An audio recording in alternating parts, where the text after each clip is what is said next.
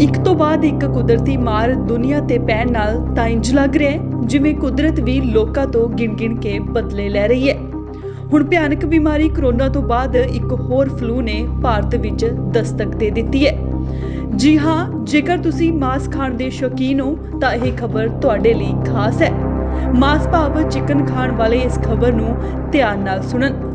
ਜਿੱਥੇ ਇੱਕ ਪਾਸੇ ਕਰੋਨਾ ਨੇ ਕੋਹਰਾਮ ਮਚਾਇਆ ਹੋਇਆ ਹੈ, ਉੱਥੇ ਹੀ ਹੁਣ ਬਰਡ ਫਲੂ ਨੇ ਵੀ ਦਸਤਕ ਦੇ ਲੋਕਾਂ ਦੀ ਜ਼ਿੰਦਗੀ ਨੂੰ ਹੁਣ ਹੋਰ ਖਤਰੇ ਵਿੱਚ ਪਾ ਦਿੱਤਾ ਹੈ। ਲੁਧਿਆਣਾ ਦੇ ਪਿੰਡ ਕਿਲਾ ਰਾਏਪੁਰ ਵਿਖੇ ਸਥਿਤ ਸੂਬਾ ਸਿੰਘ ਪੋਲਟਰੀ ਫਾਰਮ ਅੰਦਰ ਬਰਡ ਫਲੂ ਦੇ ਸੈਂਪਲ ਮਿਲਣ ਤੋਂ ਬਾਅਦ ਜ਼ਿਲ੍ਹਾ ਪੱਧਰੀ ਕਮੇਟੀ ਦਾ ਗਠਨ ਕੀਤਾ ਗਿਆ, ਜਿਸ ਦੀ ਅਗਵਾਈ ਖੰਨਾ ਦੇ ਏਡੀਸੀ ਸਤਿਕਾਰ ਸਿੰਘ ਬਾਦਲ ਨੂੰ ਸੌਂਪੀ ਗਈ ਹੈ। ਉਹ ਕਮੇਟੀ ਦੇ ਚੇਅਰਮੈਨ ਹੋਣਗੇ। ਸਤਿਕਾਰ ਸਿੰਘ ਬਾਦਲ ਨੇ ਲੋਕਾਂ ਨੂੰ ਅਪੀਲ ਕੀਤੀ ਹੈ ਕਿ ਉਹ ਬਰਡ ਫਲੂ ਤੋਂ ਨਾ ਘਬਰਾਉਣ। ਕਮੇਟੀ 'ਚ ਚੇਅਰਮੈਨ ਸਤਿਕਾਰ ਸਿੰਘ ਨੇ ਦੱਸਿਆ ਕਿ ਲੁਧਿਆਣਾ ਕਿਲਾ ਰਾਏਪੁਰ ਪਿੰਡ ਵਿੱਚ ਸਥਿਤ ਬਰਡ ਫਲੂ ਦੇ ਸੈਂਪਲ ਮਿਲਣ ਤੋਂ ਬਾਅਦ ਇਲਾਕੇ ਨੂੰ ਸੀਲ ਬੀਤੇ ਦਿਨੀ ਕਰ ਦਿੱਤਾ ਗਿਆ ਸੀ। ਉਹਨਾਂ ਨੇ ਕਿਹਾ ਕਿ ਲੋਕਾਂ ਨੂੰ ਇਸ ਤੋਂ ਘਬਰਾਉਣ ਦੀ ਲੋੜ ਨਹੀਂ ਹੈ, ਕਿਉਂਕਿ ਬਰਡ ਫਲੂ ਦਾ ਅਸਰ ਮਨੁੱਖੀ ਸਰੀਰ ਤੇ ਨਾਮਾਤਰ ਹੀ ਹੁੰਦਾ ਹੈ। ਉਹਨਾਂ ਨੇ ਇਹ ਵੀ ਕਿਹਾ ਕਿ ਪੂਰੇ ਵਿਸ਼ਵ ਭਰ 'ਚ ਬਹੁਤ ਘੱਟ ਕੇਸ ਆਏ ਨੇ ਜਦੋਂ ਬਰਡ ਫਲੂ ਦਾ ਮਨੁੱਖੀ ਸਰੀਰ ਤੇ ਕੋਈ ਅਸਰ ਹੋਇਆ ਹੋਵੇ। ਉਹਨਾਂ ਨੇ ਕਿਹਾ ਕਿ ਲੋਕ ਕਰੋਨਾ ਮਹਾਮਾਰੀ ਅਤੇ ਬਰਡ ਫਲੂ ਨੂੰ ਜੋੜ ਕੇ ਨਾ ਵੇਖਣ, ਕਿਉਂਕਿ ਸਮਾਜ ਵਿੱਚ ਰਹਿੰਦਿਆਂ ਅਜਿਹੀਆਂ ਬਿਮਾਰੀਆਂ ਦਾ ਅਕਸਰ ਸਾਹਮਣਾ ਕਰਨਾ ਪੈਂਦਾ ਹੈ। ਡਿਸਟ੍ਰਿਕਟ ਲੁਧਿਆਣਾ ਦੇ ਕਿਲਾ ਰਾਏਪੁਰ ਪਿੰਡ ਦੇ ਵਿੱਚ ਇੱਕ ਸੂਬਾ ਸਿੰਘ ਦਾ ਪੋਲਟਰੀ ਫਾਰਮ ਹੈ, ਜਿਹਦੇ ਵਿੱਚ ਕੱਲ੍ਹ ਸ਼ਾਮੀ ਸਾਨੂੰ ਇਸ ਗੱਲ ਦੀ ਸੂਚਨਾ ਮਿਲੀ ਹੈ ਕਿ ਬਰਡ ਫਲੂ ਦੇ ਪੋਜ਼ਿਟਿਵ ਜਿਹੜੇ ਕੇਸਿਸ ਨੇ ਉਹਨਾਂ ਦਾ ਕੋਈ ਸਟ੍ਰੇਨ ਉੱਥੇ ਮਿਲਿਆ। ਔਰ ਇਹਦੇ ਲਈ ਇੱਕ ਜੋ ਸੈੱਟ ਪ੍ਰੋਟੋਕੋਲ ਹੈਗੀ ਆ, ਉਹਦੇ ਤਹਿਤ ਇੱਕ ਕਮੇਟੀ ਬਣੀ ਹੈ, ਜਿਹਦੇ ਵਿੱਚ ਉਹ ਮੇਰੀ ਚੇਅਰ ਦੇ ਹੇਠਾਂ ਬਣੀ ਹੈਗੀ ਆ। ਸਾਰੇ ਉਹ 'ਚ SDM ਪਾਇਲ ਅਤੇ ਬਾਕੀ ਮਹਿਕਮਿਆਂ ਦੇ ਉਹਦੇ ਵਿੱਚ ਮੈਂਬਰ ਨੇ। ਉਹ ਸਾਰੀ ਪ੍ਰੋਟੋਕੋਲ ਦੇ ਤਹਿਤ ਇਹ ਕੰਮ ਜਿਹੜੀ ਕਾਰਵਾਈ ਆ ਉਹ ਹੋਣੀ ਹੈ, ਅਗਲੇ ਕੁਛ ਦਿਨ ਚੱਲੇਗੀ।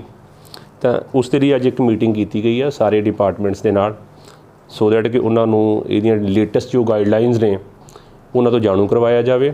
ਔਰ ਉਹਨਾਂ ਨੇ ਮੌਕੇ 'ਤੇ ਕਿਸ ਤਰੀਕੇ ਨਾਲ ਵੱਖ-ਵੱਖ ਡਿਪਾਰਟਮੈਂਟ ਨੇ ਕੀ ਰੂਲ ਅਦਾ ਕਰਨਾ ਹੈਗਾ, ਉਹ ਆਪਣਾ ਕੰਮ ਜਿਹੜਾ ਹੈਗਾ ਉਹ ਪ੍ਰੋਪਰ ਪ੍ਰੀਕਾਸ਼ਨ ਦੇ ਨਾਲ ਕਰ ਸਕਣ।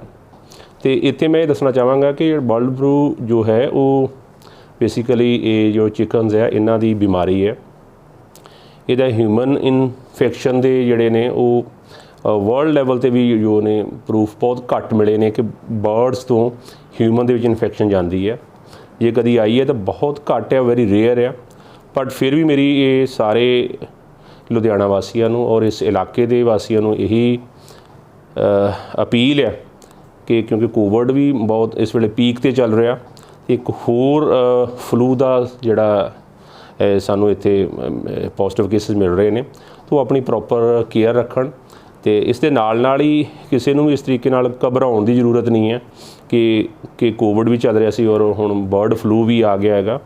ਕੋਈ ਇਸ ਤਰੀਕੇ ਦੀ ਗੱਲ ਨਹੀਂ ਹੈਗੀ, ਕਿਉਂਕਿ ਅਸੀਂ ਸੁਸਾਇਟੀ 'ਚ ਰਹਿੰਦੇ ਹਾਂ। ਸੁਸਾਇਟੀ 'ਚ ਇਸ ਤਰ੍ਹਾਂ ਦੀਆਂ ਜਿਹੜੇ ਇਸ਼ੂਜ਼ ਨੇ, ਇਸ ਤਰ੍ਹਾਂ ਦੇ ਕ੍ਰਾਈਸਿਸ ਨੇ, ਉਹ ਆਉਂਦੇ ਰਹਿੰਦੇ ਨੇ। But district administration and the department concern they are all well prepared. ਉਹਨਾਂ ਨੇ ਆਪਣੀ ਸਾਰੀ ਤਿਆਰੀ ਕਰ ਲਈ ਹੈ। ਕੱਲ੍ਹ ਰਾਤੀ ਅਸੀਂ ਕਰ ਲਈ ਸੀਗੀ। ਹੁਣ ਉਸ 'ਤੇ ਕਾਰਵਾਈ ਜਿਹੜੀ ਹੈਗੀ ਅਸੀਂ ਉਹ ਸਟਾਰਟ ਕਰਨ ਲੱਗੇ ਹਾਂ। ਮੌਕੇ 'ਤੇ ਜਾ ਕੇ ਵੀ ਅਸੀਂ ਜੋ ਉਹਦਾ ਪ੍ਰੋਪਰ ਡਿਸਟੈਂਸ ਤੋਂ ਜਿੱਥੇ ਤੱਕ ਅਸੀਂ ਜਾ ਸਕਦੇ ਹੋਵਾਂਗੇ ਉਹ ਜਾ ਕੇ ਇਹਨੂੰ ਦੇਖਾਂਗੇ, ਔਰ ਟੀਮ ਜਿਹੜੀਆਂ ਨੇ ਉਹ ਆਪਣਾ ਕੰਮ ਜਿਹੜਾ ਹੈਗਾ ਉਹ ਕਰ ਲੈਣਗੇ। ਉਹਨਾਂ ਇਲਾਕਾ ਵਾਸੀਆਂ ਨੂੰ ਕਿਹਾ ਕਿ ਲੋਕ ਆਪਣੀ ਸਿਹਤ ਦਾ ਧਿਆਨ ਜ਼ਰੂਰ ਰੱਖਣ। ਲੁਧਿਆਣਾ ਤੋਂ ਪ੍ਰਦੀਪ ਭੰਡਾਰੀ, ਇੰਡੋਜ਼ TV, ਆਸਟ੍ਰੇਲੀਆ।